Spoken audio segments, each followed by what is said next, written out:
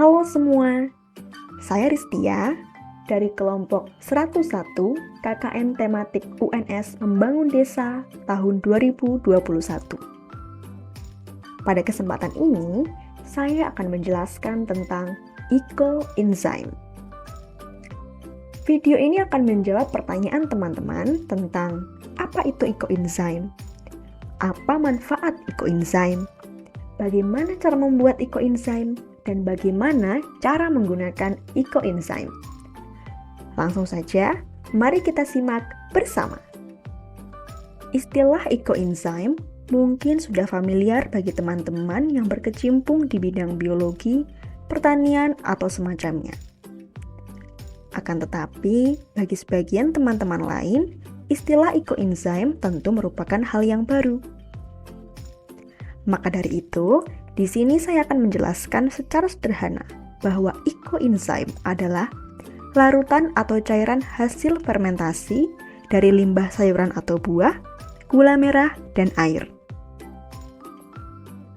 Ecoenzyme ini pertama dikembangkan oleh peneliti dari Thailand bernama Rosukun. Beliau ingin limbah dapur dapat dijadikan sebagai produk yang bermanfaat. Setelah kita mengetahui apa itu ecoenzyme, selanjutnya kita juga perlu tahu apa manfaat yang bisa kita dapatkan dari ecoenzyme dalam kehidupan sehari-hari.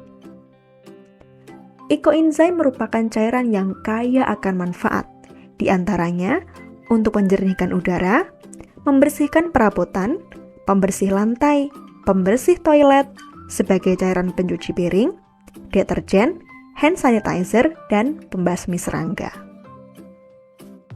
Baiklah, teman-teman mungkin sudah penasaran terkait bagaimana cara membuat ecoenzyme si cairan kaya manfaat. Sebelum ke prosesnya, saya akan menjelaskan dulu terkait beberapa alat dan bahan yang dibutuhkan. Bisa kita lihat bersama. Di sini ada drum. Ini bisa diganti dengan botol atau wadah lain yang ada tutupnya.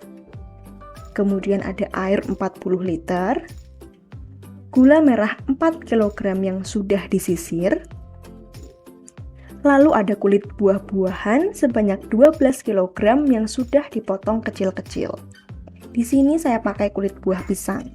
Ini bisa juga diganti dengan kulit buah lain atau sisa sayuran. Terkait takarannya, apakah harus persis seperti ini? Tidak ya. Nah, yang harus diperhatikan, perbandingan dari gula merah, kulit buah atau sisa sayuran, dan air adalah 1:3:10. Jadi, misalnya teman-teman mau menggunakan 100 gram gula merah, maka sisa kulit buah atau sayurannya 300 gram. Dan air yang digunakan 1 liter. Alat dan bahan sudah siap. Selanjutnya, mari kita mulai proses pembuatannya. Pertama, pastikan wadah sudah bersih dari debu, sisa sabun, atau bahan kimia. Yang kedua, masukkan air kurang lebih 60% volume wadah. Karena drum ini berukuran 60 liter, maka air yang dimasukkan sebanyak 40 liter.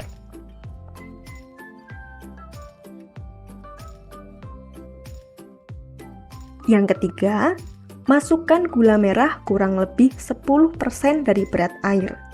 Karena air yang digunakan sebanyak 40 liter, maka gula merah yang dimasukkan sebanyak 4 kg.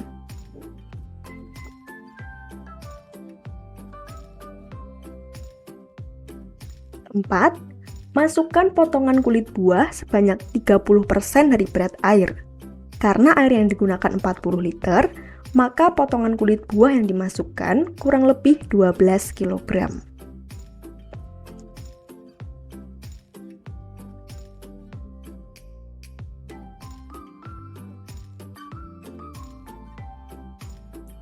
Aduk hingga semua tercampur.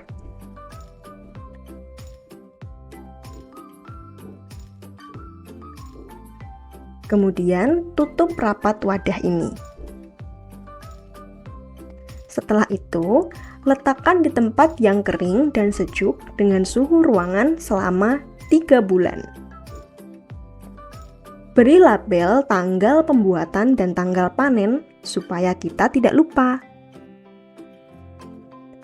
Setelah 3 bulan, saring cairan ecoenzyme menggunakan saringan, lalu simpan dalam wadah tertutup. Ecoenzyme siap digunakan.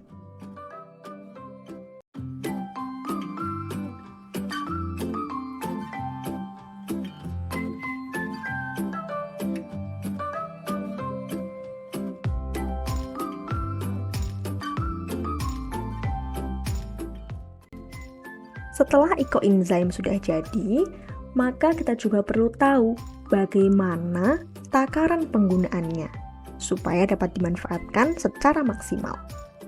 Dalam penggunaan cairan ecoenzyme ini, ada yang tidak perlu dicampur dengan air, ada pula yang perlu dicampur dengan air.